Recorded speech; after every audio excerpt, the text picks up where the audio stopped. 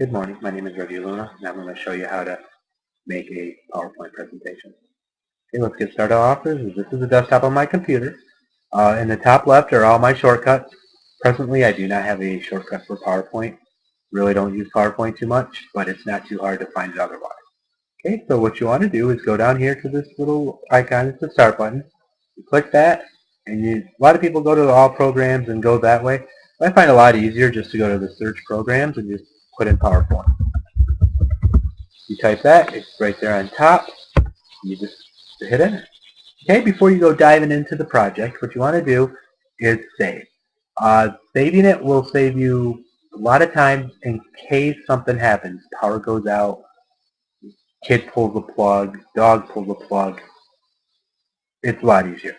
What you do is just hit this little, it looks like a 3 1/4 floppy picture, and let's name it. We'll just put Fire RTC because that's the subject we're going to try to cover. Just hit save, and then you're all set. So, and then you want to hit that little disk from occasionally, I would say after every 2-3 slides, so you don't lose that much work, just in case the computer crashes or something happens. It's best to be safe than sorry. Okay, so let's choose the layout of the first slide. Okay, if you notice, right here, there's some colorful little icons. What they are is you're able to insert things like tables, pictures, movies, graphs, things of that nature to give your PowerPoint presentation a little bit more spice. But we're just going to, for the title one, we're just going to put some real basic things. Okay, so you can move these boxes any way you want. Usually, you can make it a little cockeyed, you can go crazy and make it twirl. Anything's up to you. Okay, let's put fire safety in the RTC. Okay, if you notice I have misspelled safety. I'm not a very good speller, but if they have an autocorrection in PowerPoint. Okay, the red little squiggly line means I misspelled it. All you have to do to correct it is you right click it, and what it does is it brings up the common words that could be.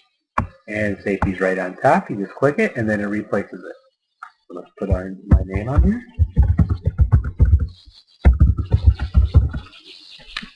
Okay, and my first slide is basically done. What you do after that is you hit new slide and that brings out your second slide. So before then, let's spice that up the slides a little bit more. You go down to design, and then you can make your back any way you'd like it. These are all the options.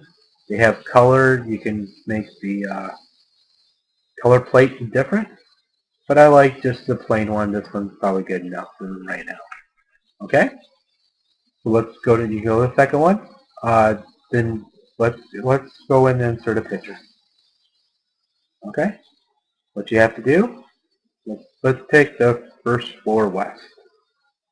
Okay, what you do is you hit right click, and then if you notice, you right click on the image, it brings up this little drop down menu. You put save image as, and let's put RTC 1W for west. This isn't too bad, but a lot of internet sites have very, very crazy naming schemes, and best to name it something that you can find it at. Okay, then you do is you go here, you click this, you click on that, and then you hit enter, and there you go. My time is almost up. So PowerPoint is a very, very cool program, and you'd have to mess around with it to actually get some hands-on experience. If you want to find out what you do, what you do is you can go to right here, our friend right here, and click on it and put how to merge PowerPoint.